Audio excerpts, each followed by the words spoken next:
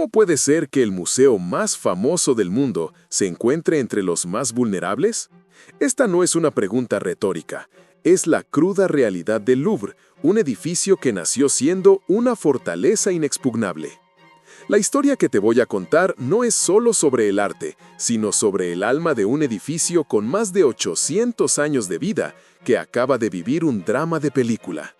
Todo ocurrió en París, el domingo 19 de octubre de 2025, entre las 9 y las 9:30 de la mañana, justo cuando el museo estaba abriendo sus puertas al público, el Louvre fue asaltado. No fue un robo cualquiera, fue un golpe preciso, audaz y rápido, ejecutado en solo unos 7 minutos. Imagínate la escena, a plena luz del día. 4 ladrones, que se hicieron pasar por obreros con chalecos y cascos, utilizaron herramientas sencillas pero efectivas, como una radial y una escalera extensible en un vehículo. El acceso fue por una ventana en el segundo piso del ala de Non, que da hacia el río Sena. El fallo de seguridad fue monumental.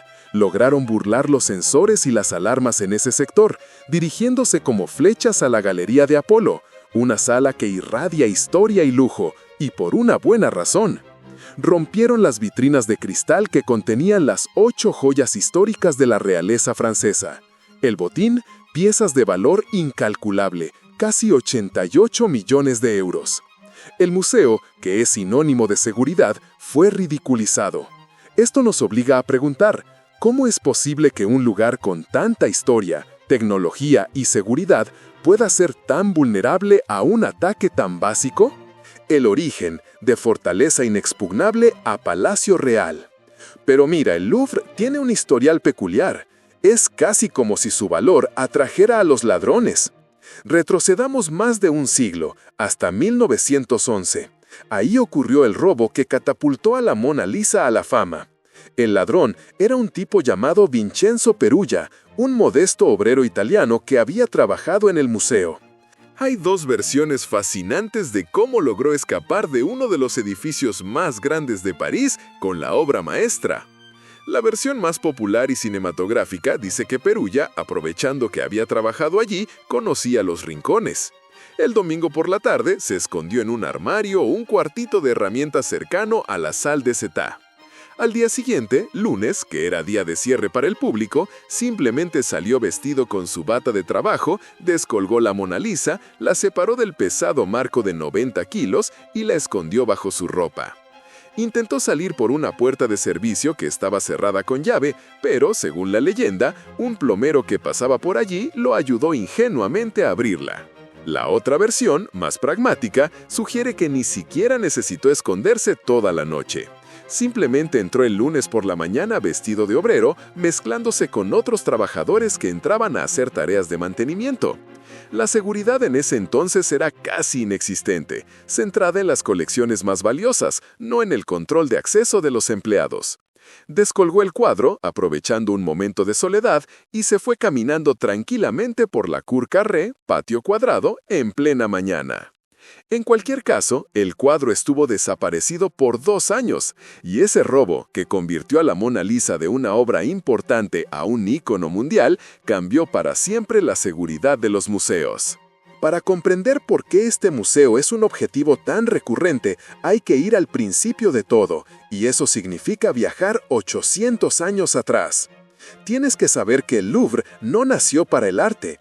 En 1190, el rey Felipe Augusto lo mandó a construir como una fortaleza militar. Su función era estratégica, defender París de las incursiones. Era una ciudadela con fosos, torres y muros enormes. De hecho, se usaba como arsenal, prisión y archivo real, custodiando los documentos más importantes del reino. Lo fascinante es que si visitas el Louvre hoy, aún puedes bajar y caminar entre los vestigios de esa fortaleza original. Ver esos cimientos es un recordatorio de que bajo las salas de pintura hay una historia de defensa y conflicto. El esplendor de la monarquía, la transformación del palacio. El gran cambio llegó en el Renacimiento, allá por 1546.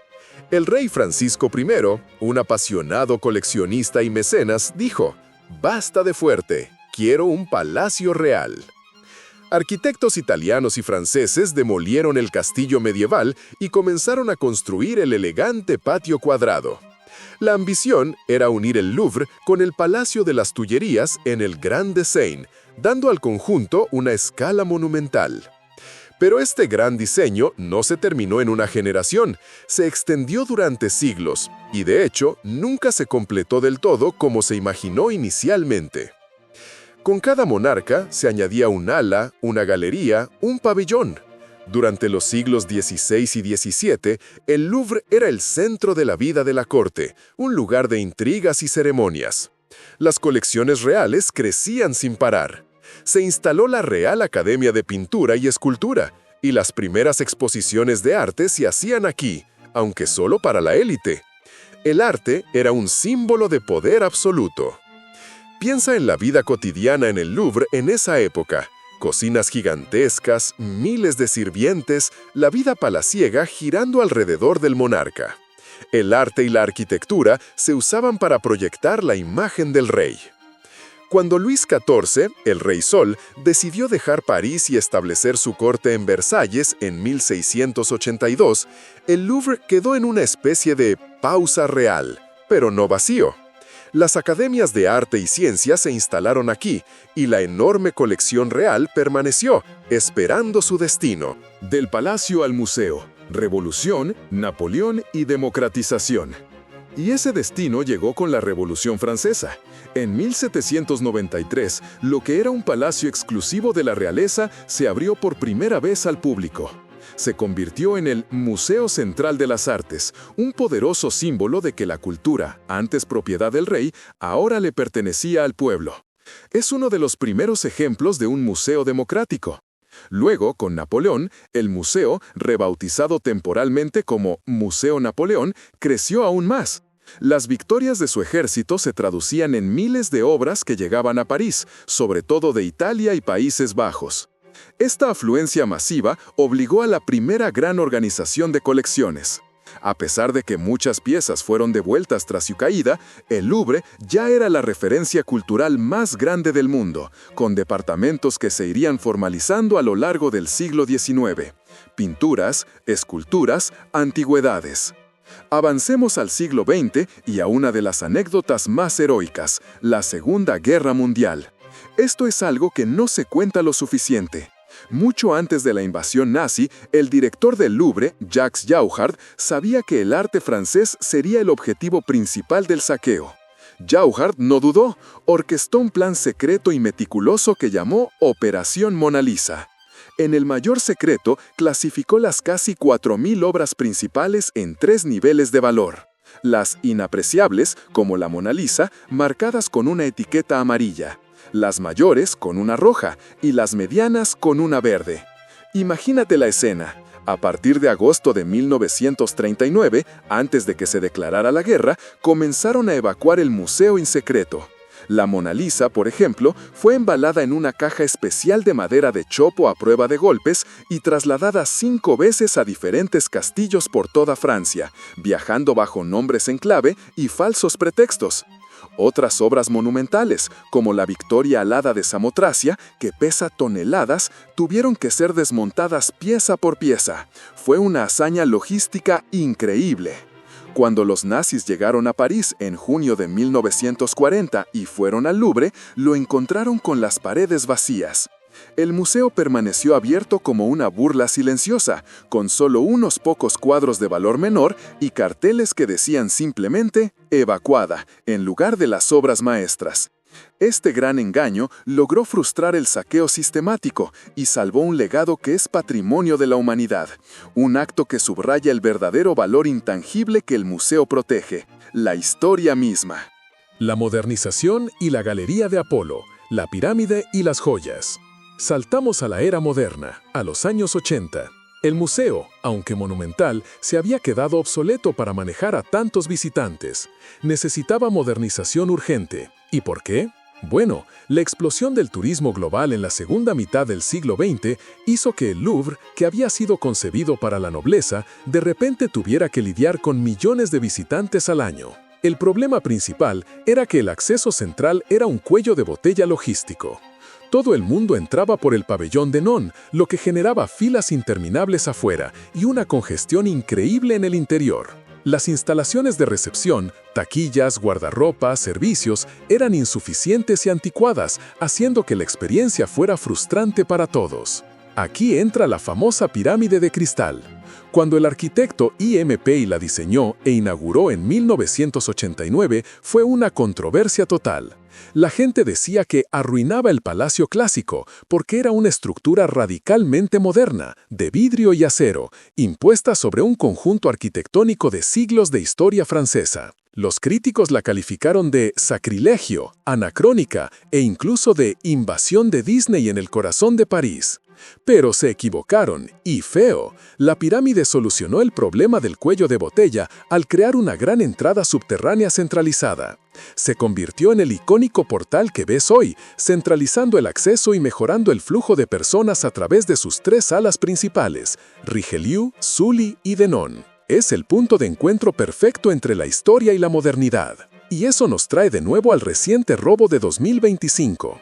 Los ladrones, en su breve incursión, se centraron en la Galería de Apolo, una sala histórica diseñada para glorificar a Luis XIV, el Rey Sol, y que hoy alberga las joyas de la corona. Esta sala fue el prototipo de la posterior Galería de los Espejos de Versalles. Hoy, al ser parte del Departamento de Artes Decorativas, contiene piezas que son historia pura. El valor de lo perdido. Las piezas robadas no eran solo oro y gemas, eran trozos de historia. Se llevaron piezas del conjunto de esmeraldas de la emperatriz María Luisa, la segunda esposa de Napoleón, un regalo del emperador en 1810. Imagínate la historia de esas esmeraldas. También se robaron la diadema de zafiros de las reinas María Amelia y Hortensia, joyas que simbolizaron la estabilidad de diferentes monarquías.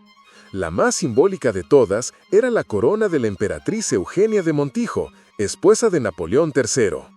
Esta corona, con más de 1.300 diamantes y 56 esmeraldas, fue un regalo de boda en 1853. Aunque fue abandonada y recuperada por la policía, su daño es una tragedia, ya que estas piezas fueron creadas para la Exposición Universal y son únicas. La buena noticia es que la policía actuó con la misma precisión que los ladrones. Pocos días después, el 26 de octubre, 2 sospechosos fueron detenidos. Uno de ellos fue interceptado en el aeropuerto Charles de Gaulle mientras intentaba huir a Argelia. La investigación se centró rápidamente en el análisis de ADN y en el seguimiento de las cámaras de vigilancia. Este tipo de robo con montacargas en el centro de París, un crimen de alto perfil, generó una presión política inmensa para la policía. Actualmente, las joyas robadas siguen siendo buscadas por Interpol y el Louvre está bajo un escrutinio masivo. La directora tuvo que comparecer ante el Senado para explicar el fallo y se ha anunciado el plan Louvre Nouvelle Renaissance para modernizar aún más la seguridad de aquí a 2029. El Louvre, en sus más de 800 años, ha pasado de ser una prisión militar a un palacio de reyes, de un testigo de revoluciones a un santuario de arte que alberga más de 35.000 obras. Ha sobrevivido a guerras, a la pérdida de una emperatriz y a 2 robos espectaculares. El golpe de 2025 es simplemente el capítulo más reciente en la increíble y dramática saga de un lugar que, por contener la historia del mundo, siempre será un objetivo codiciado y vigilado.